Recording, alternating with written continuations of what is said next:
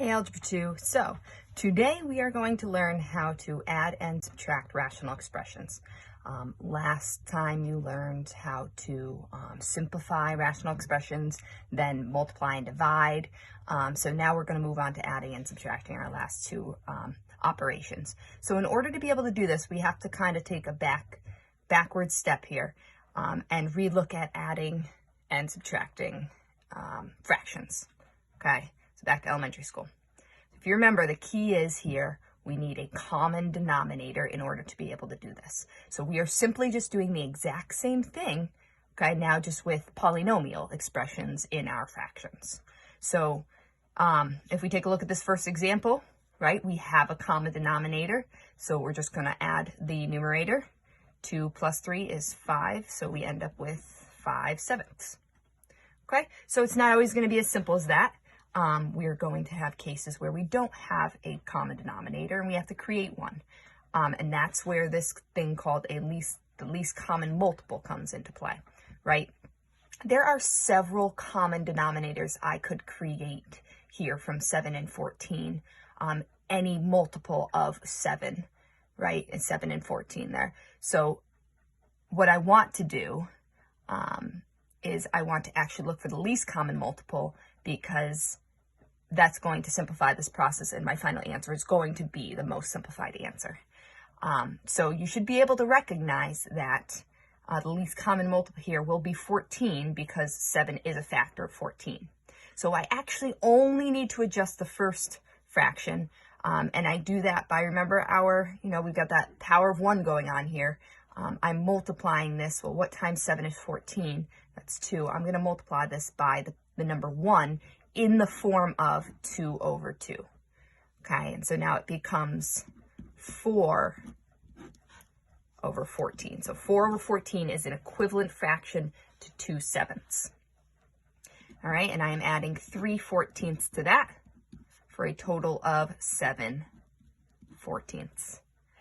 And in this case, we actually end up with something that we can simplify, right? Always remember to, if you can, 7/14 is just 1/2. All right, so in this case, I only needed to create an equivalent fraction with one of them. In such cases where, let's say I had 2/7 plus 3/6, now I would need to create an equivalent fraction on both of these. I would have to adjust both of these. We're going to see that throughout the lesson today, though. All right, so let's start with this first problem. We have 3x divided by 2 plus 4x divided by 2. Very basic. Are our denominators common? Yes, they are.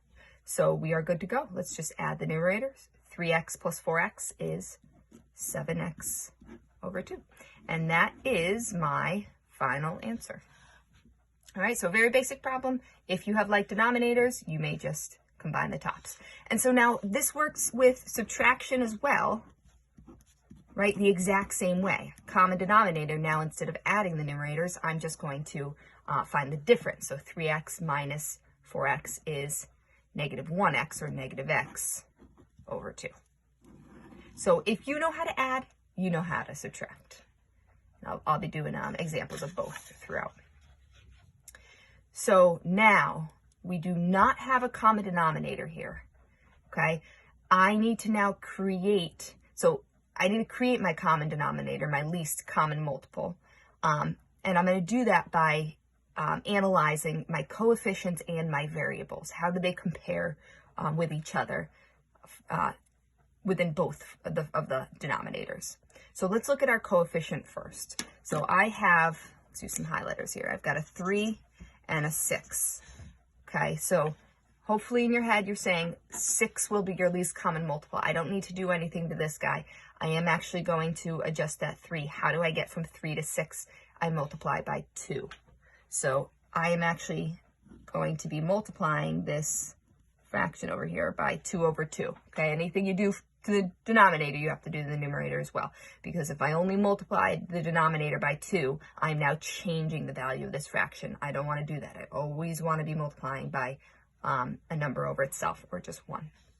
Okay, so now let's look at the variable x. I have an x here, and I have an x squared here. Well, what is the least common multiple of between x and x squared? It's just x squared, because x is a factor of x squared.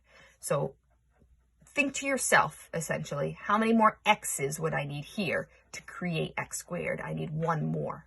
So if I multiplied x by x, I end up with x squared. Okay? And then lastly, we have that y. So I have a y squared here and a y here. So I've got the same situation going on. I've got a y squared down here. I want to make this y a y squared. So how many more y's would I need? I would need one more. So I'm going to multiply the second fraction by y over y. So now watch what happens when I do this.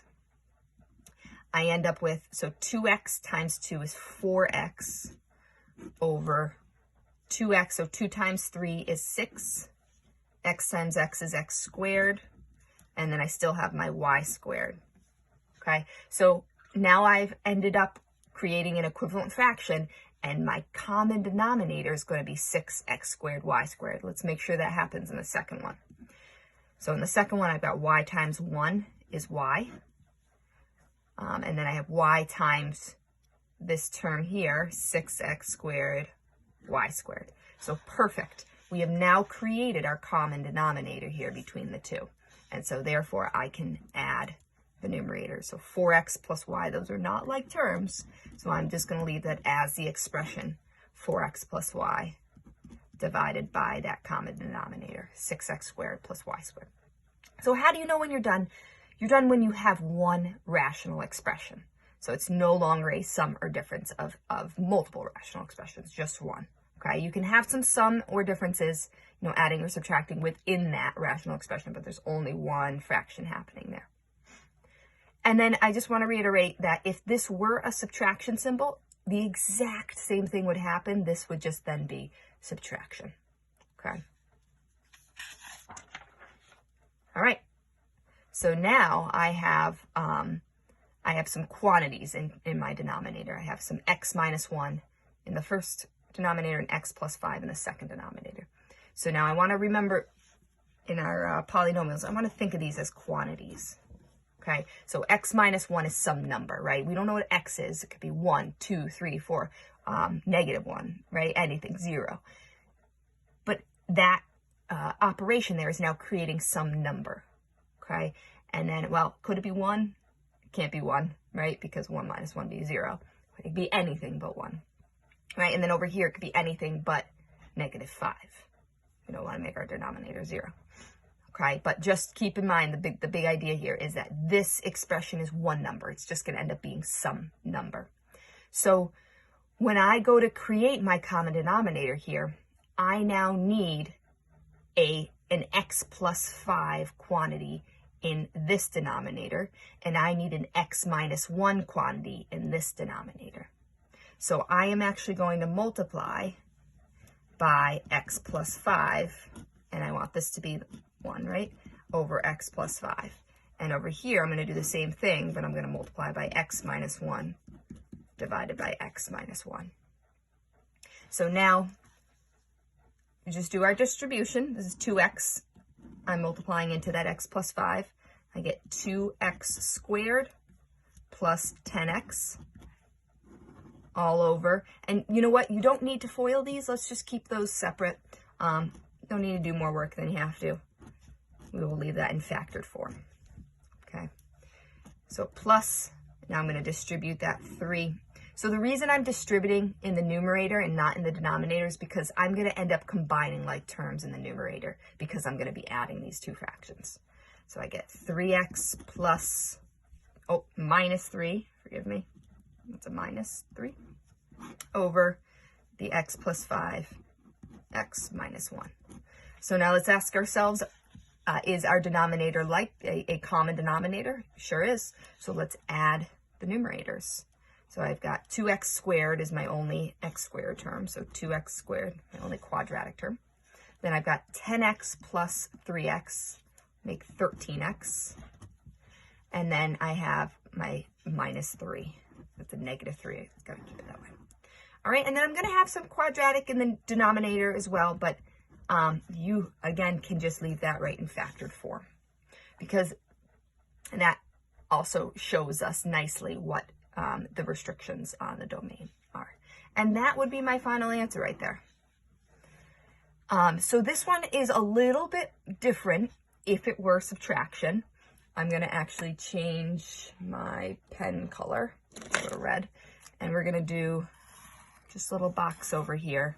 What if this were subtraction? So I had 2x squared plus 10x divided by x plus 5, the quantity x plus 5 minus the quantity x minus 1 times, and then minus, let's say now, 3x minus 3 divided by that same denominator. So the difference between this problem and the ones we did before is that the rational expression that we are subtracting has multiple terms in the numerator, okay? And so this is going to work just like our polynomial operations that we were doing when we weren't even working with rational expressions. So I want you just to kind of forget the denominator. And how would you subtract 3x minus 3 from 2x squared plus 10x? Well, you want to think about how you are actually just subtracting that whole quantity, and you're going to end up needing to distribute that subtraction symbol because I am subtracting 3x and I am subtracting negative 3. So this ends up becoming 2x squared plus 10x minus 3x, and then negative times a negative is a positive plus 3. And then that's going to change that interior term, that linear term, to 7x, and I have a positive 3 there. And x plus 5, x minus 1. So really important thing to keep in mind that a lot of people make a mistake on.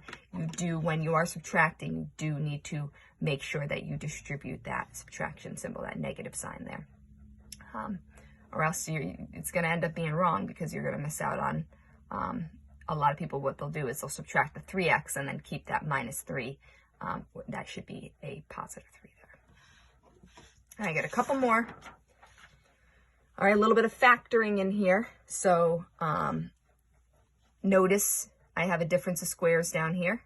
So I am going to factor that. Anytime a rational expression is not already factored, that should be your first step in these problems. So I'm simply going to factor, that factors into x plus 4, x minus 4. And so what factoring first allows you to see is now the missing factor, right? We're factoring the missing factor in one of these rational expressions. And so remember what I said, this is just a number, this is just a number.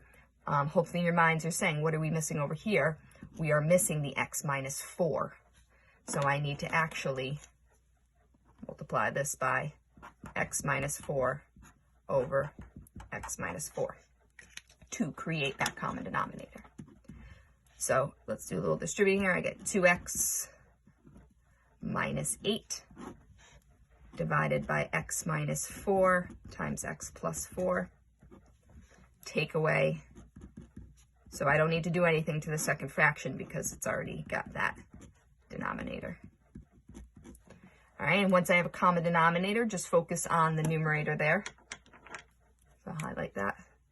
So we're just going to carry out, yellow is probably a bad color to pick.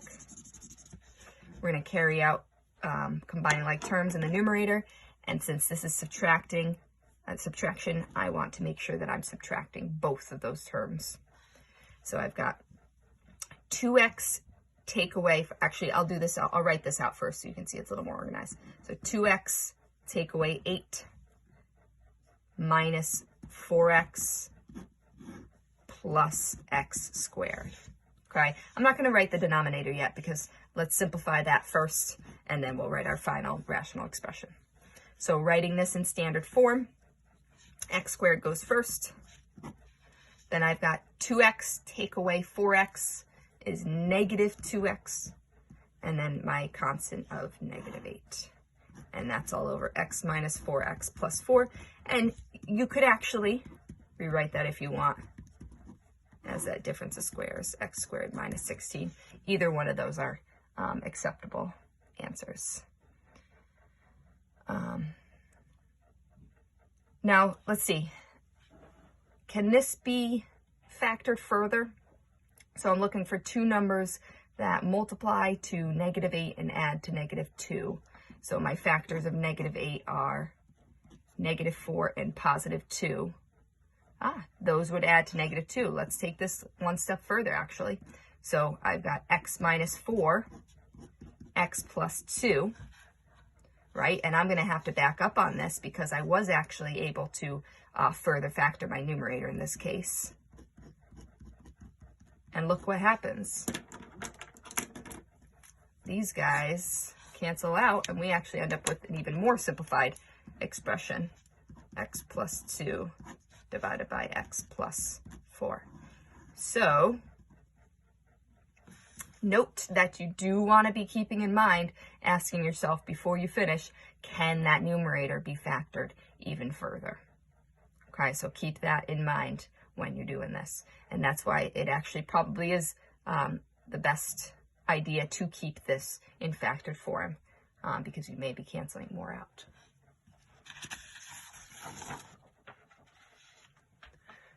All right, I know this is a long video. We've got 2 more problems here. So next one, I do have to actually factor both of these rational expressions. So I'm going to leave this as 2x minus 1 divided by 2 numbers that multiply to 4, add to 5, 4 and 1. And I'm adding x plus 3 divided by 2 numbers that multiply to -28 and add to -3, x minus 7 and x plus 4. So I common factor between the denominators is add x plus 4. And so in the first fraction, I need an x minus 7. And in the second fraction, I need that x plus 1.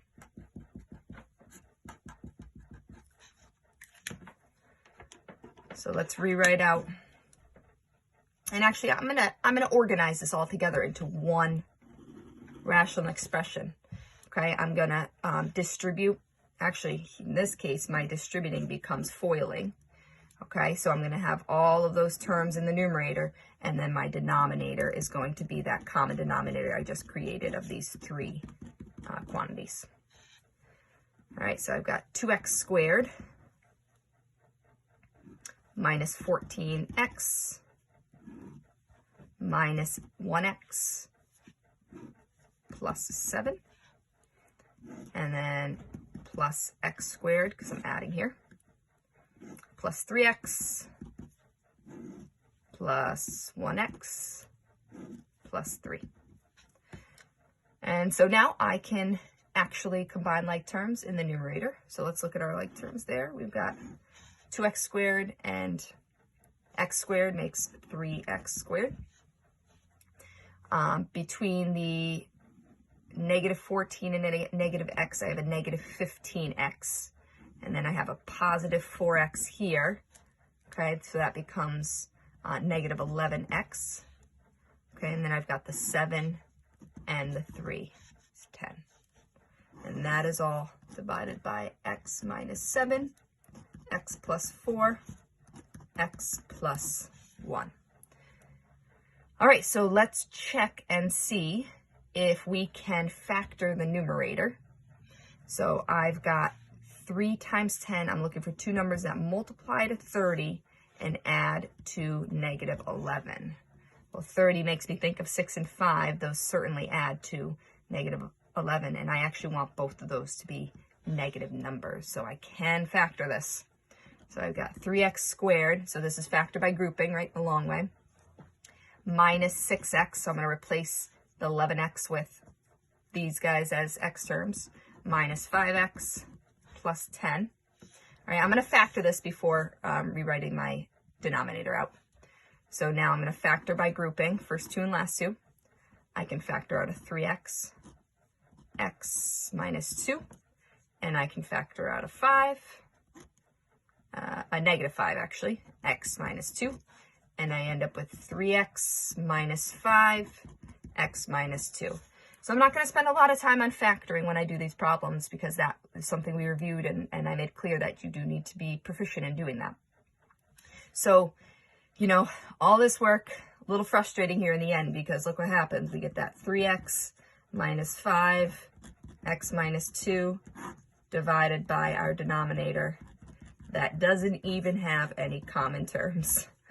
But it's worth the check, you know, just to make sure that we're getting our fully simplified answer there. All right, and then in our last problem, I just wanted to show you here, just keep in mind that when you are looking for a common denominator in these rational expressions, you can also consider factoring through GCF here. So taking out our greatest common factor. So like in the denominator here, our greatest common factor, I can factor in x, and I get x plus 2. And then over here, I can factor out a 2, and I get x plus 2. And so now, if you noticed, I have some x times x plus 2 and some 2 times x plus 2. So our common factor between the two denominators is that x plus 2. What do I need in that first fraction? I need a 2. So I'm going to multiply this by 2 over 2. And what do I need over here? I need that x. So I'm going to multiply by x over x. All right, nice and easy. I've got one term, just constants in my numerator. So I've got 8 over now our common denominator, 2x times x plus 2. Take away 2x over 2x, x plus 2. And carry out that subtraction in the numerator, 2x, x plus 2. All right, and just keep in mind, since there's subtraction happening here, these two x's, those cannot be canceled out there. Every single term would need to have a 2x in it to be able to cancel those out. And terms are separated by addition and subtraction there. All right, so you can practice some of these problems, and hopefully you pick up on how to add and subtract rational expressions.